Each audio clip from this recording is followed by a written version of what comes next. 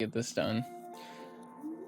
Ooh woo, maybe this will be my new method. I will do the entire video once and then I will delete that recording and then I will do it a second time because this is second time doing it, so why not make it tradition?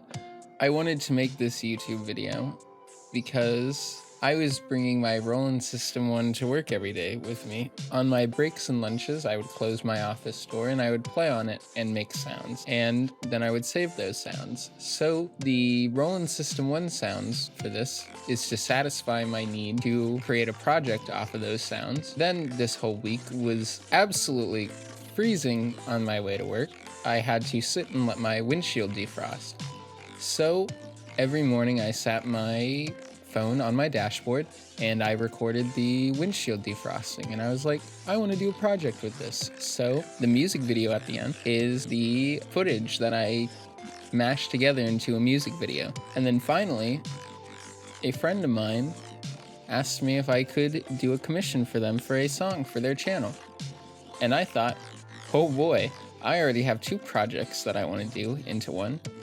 Why not make this a song for them? So I named it BxP type beat for my friend, Broken Palette. And so this is the project that I put together. First, I started by using the 4 pluck sounds that I made this week at work and recording 4 different patterns of me playing. After I recorded just the raw sound for each one, I recorded them several times over, twisting various knobs to modulate the sound over time. Then after creating the 4 plucks, I took pluck 1 and 2 and made a part 1, and then pluck 3 and 4 to make a part 2. And my thinking was, I had no idea if Broken Palette was going to loop this song for the entirety of her videos, or if this was just a song she wanted to use in a list of songs. So I tried to make something that would be easily loopable, so I made 2 different parts, and so pluck 1 and 2 became part 1, and pluck 3 and 4 became part 2. So pluck 1 and 2 on their own sound like this.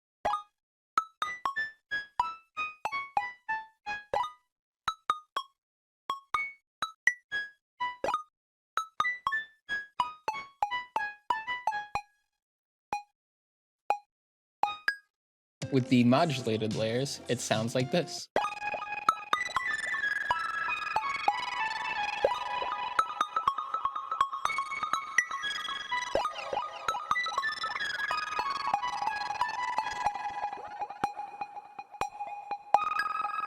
My favorite of the effect layers would be this one, where I kind of just played with the reverb and delay knobs. I was adding reverb swells randomly, so the reverb would go from 0 to almost 100, and then I was just adjusting the delay time to kind of pitch shift the echoes out.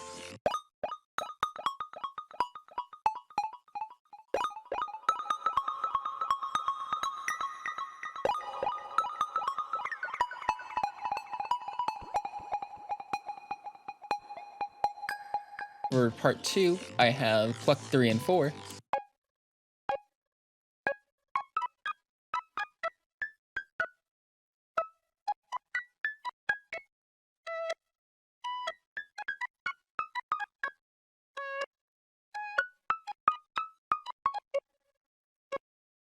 With the added effect layers, I got this.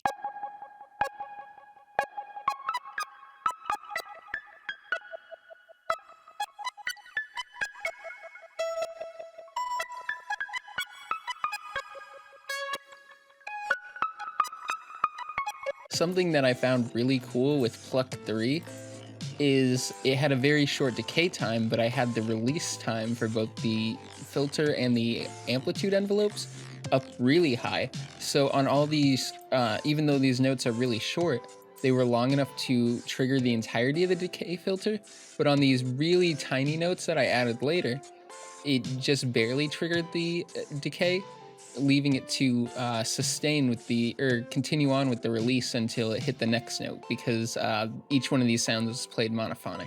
These little notes right here sound like this.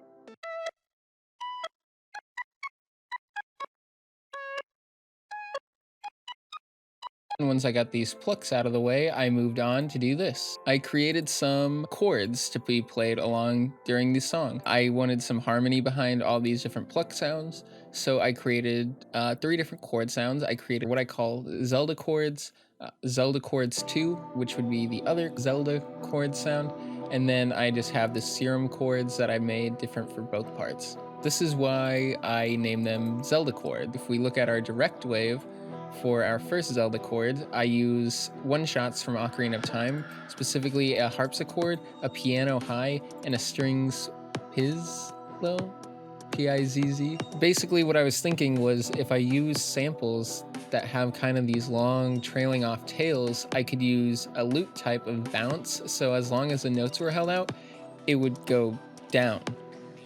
But then once it hit here, it would reverse. Once it hits here, it would go back. And it creates kind of like this weird swelling sound of notes. So on its own, it would sound like this.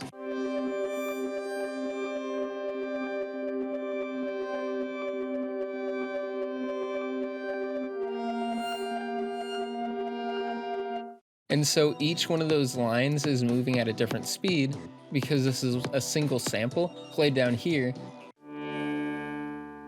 It moves a lot slower than played up here.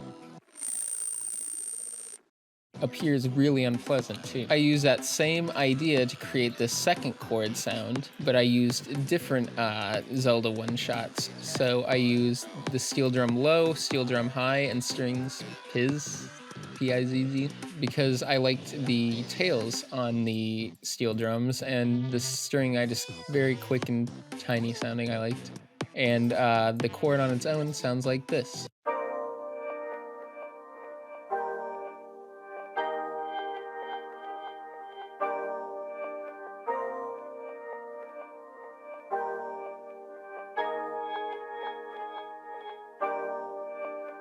And then our workhorse of the sounds in this part would be our serum chords. So on this, our first LFO would just be not set to tempo, it's just at a 2.7 hertz rate, so it's kind of slower. I have this set to the level for the noise oscillator as well as the positioning for our first oscillator, which for our oscillators, I have a vocal wavetable plus just a saw wave. This also controls the EQ low here just a little bit. Then our oscillator 2 is set to is not set or synced to anything, so it's just free running, and it is a half note triplet, and it controls the detune for oscillator A and B, or the fine tune for oscillator A and B. This would be negative 10 cents bipolar, and this would be positive 10 cents bipolar, so they just move opposite to each other.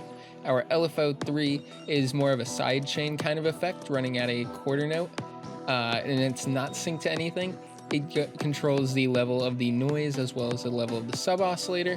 If we go into the effects, it controls the Q of the EQ, so kind of like the, almost like a resonance knob for our EQ, as well as the gain for our higher EQ. And it also controls a tiny bit of mix on the hyperdimension. Then our LFO1 is also doing a slight modulation to our EQ low frequency. And then this sound sounds like this for the first part.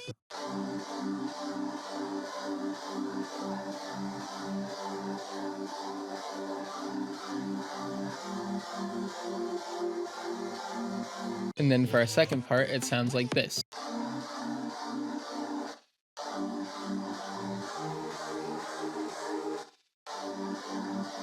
Side of doing that, in this track, I decided to name everything, as well as I got rid of Pluck 3.2, which would have been just one of the modulation tracks that I created, simply because I didn't care for how it was sounding. But then all together, our first section sounds like this.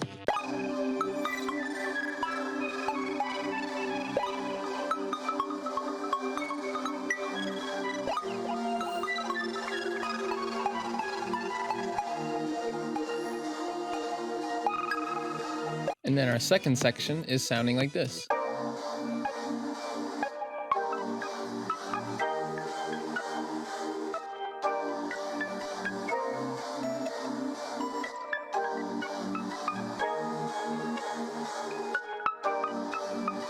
Then when I was done with the chord sounds, I moved into this project. Here, I went ahead and created drum tracks and a bass line for the entire track. And since I knew going in that I wanted to make it loopable, I just separated the drums so that I could have various parts running on their own, and then layer which part was running when with each other. As well as with the bass line, I have the intention of later cutting out parts once it's rendered out into audio. Just since it's a very basic track, I want there to be enough changing over time that when it loops, it just sort of feels like it should continue instead of feeling like it should already be over. Typically, I layer my drums all in one, but as you can see, I have kick, snare, hi-hat, and then for part 2, I have kick, snare, and hi-hat number 2. In the layout, I made it roughly 4.5 minutes. Long song on its own, but then also easily loopable. I did part 1 over twice, then part 2, part 1, and then part 2 again. And then it's just going to have various parts of the drums chopped up as we go. The individual drums, I just have 4 sounds that I'm using, but eventually I cut out this one here. So we're gonna pretend it doesn't exist. But I have this one, and this one. The first drum pattern sounds like this.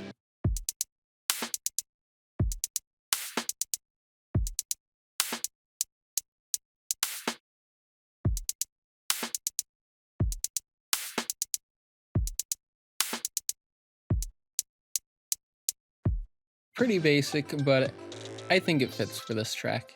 And then we have our part 2 drums.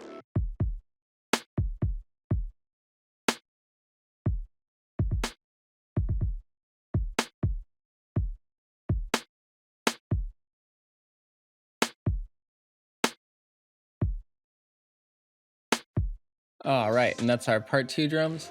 I think those drums sound pretty amazing, but then again, I wouldn't have used them if I didn't think that, so I might be biased. And then last, I created this bass line for this part.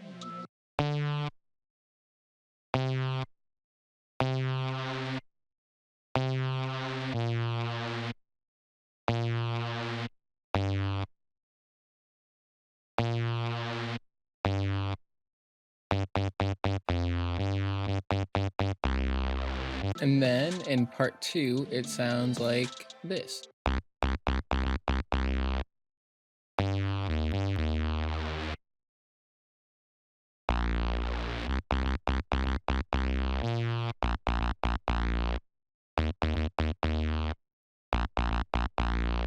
That sound was made in Serum. I used 2 saw waves. I detuned them 5 cents negative, 5 cents positive from each other, and then 5 voice unison.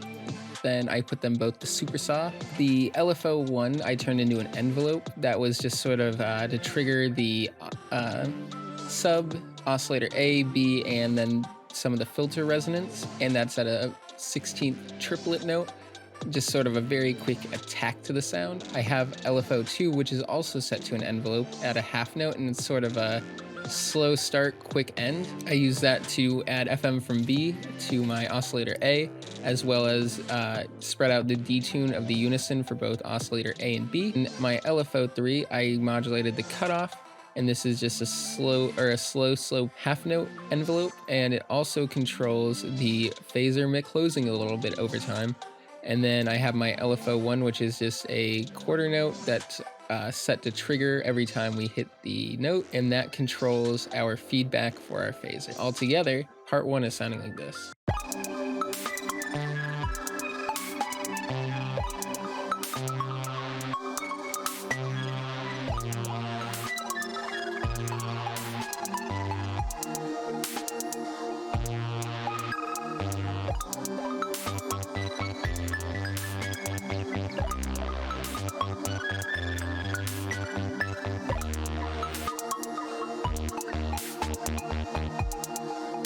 And then part 2 is sounding like this.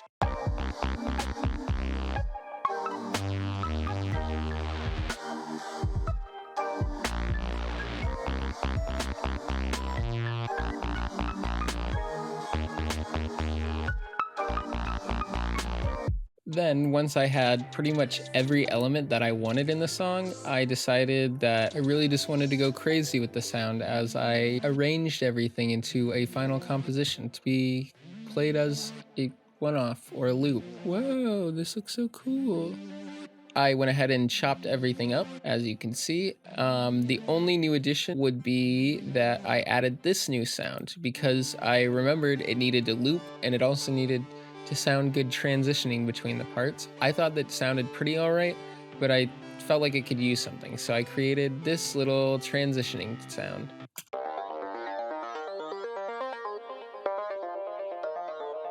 And then I added an extension on that descending part put at the very beginning of the song.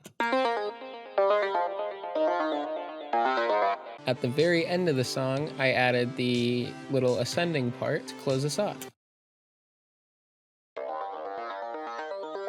The transition sounds like this.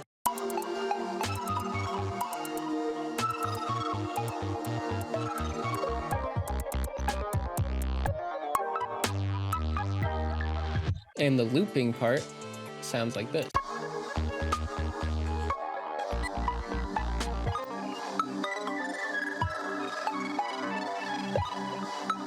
Just the beginning sounds like this.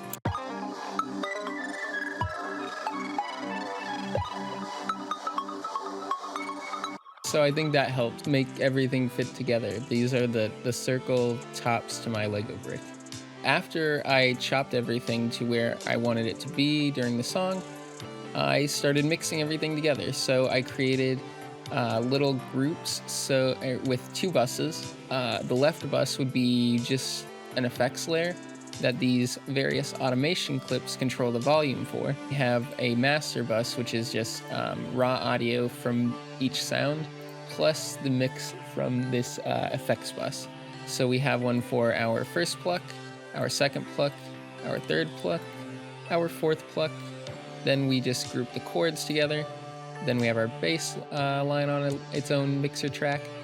Then I have a kick sidechain and a snare sidechain. So I decided to add a lot of effects with reverb and delay and various things that would extend the sound, add weird rhythms. I made every master bus go either to the kick chain or the snare sidechain, just so that I could duck volumes. My first pluck sound, I added several effects. The first effect I added was a crystallizer. It's sort of a delay effect, but it reverses the sound, so it comes out backwards. I did a splice time of 30-second note, a delay time of a half note, and then I pitched it down 300 cents, which would make it out of tune and sounding pretty off.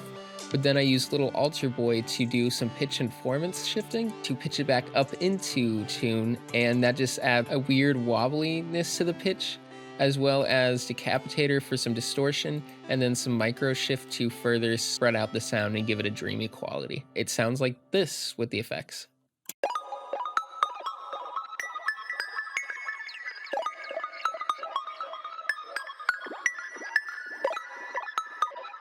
Without the effects, it sounds like this.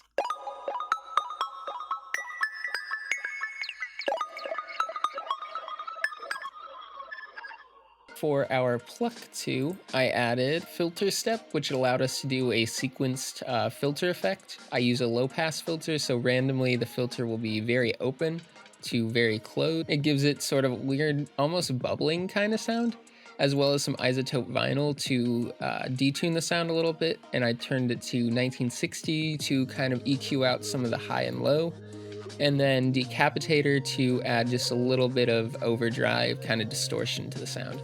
So with the effects, it sounds like this.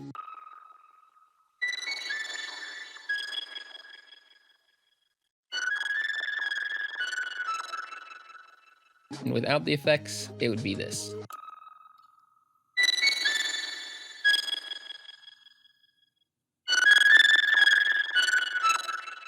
With those effects added, our new part 1 sounds like this.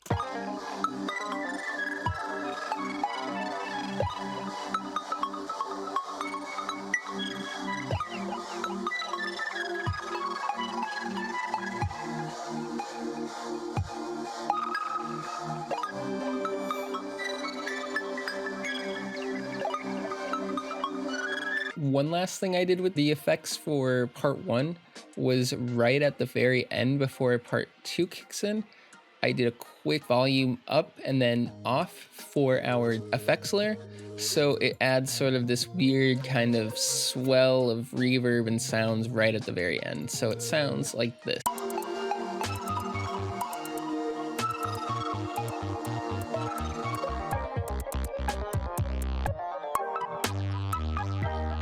And so if I turn off everything but part 1, it sounds more like this.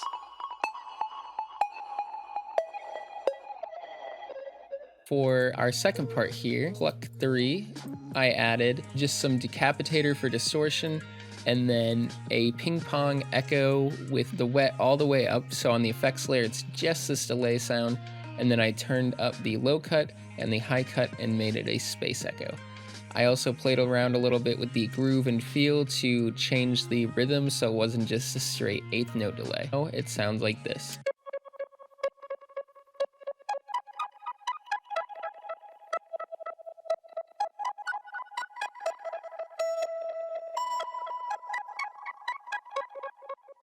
Without the effects.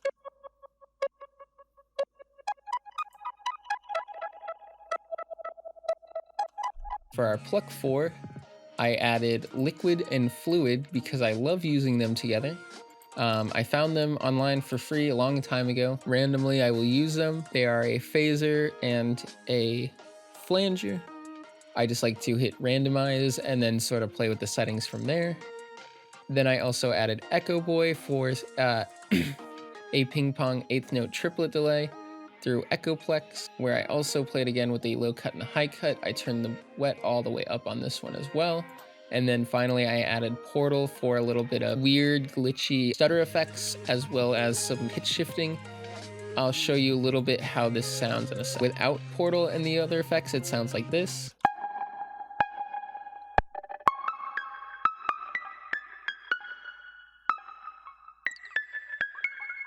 Now I'm going to play it and I'll introduce Portal.